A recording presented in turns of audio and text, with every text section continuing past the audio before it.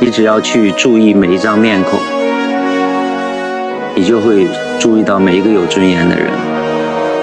通过摄影机，它可以把我的这种感受呈现出来，它变成一种现实的存在，存在于荧幕上面。否则的话，它只存在于我的感觉里面。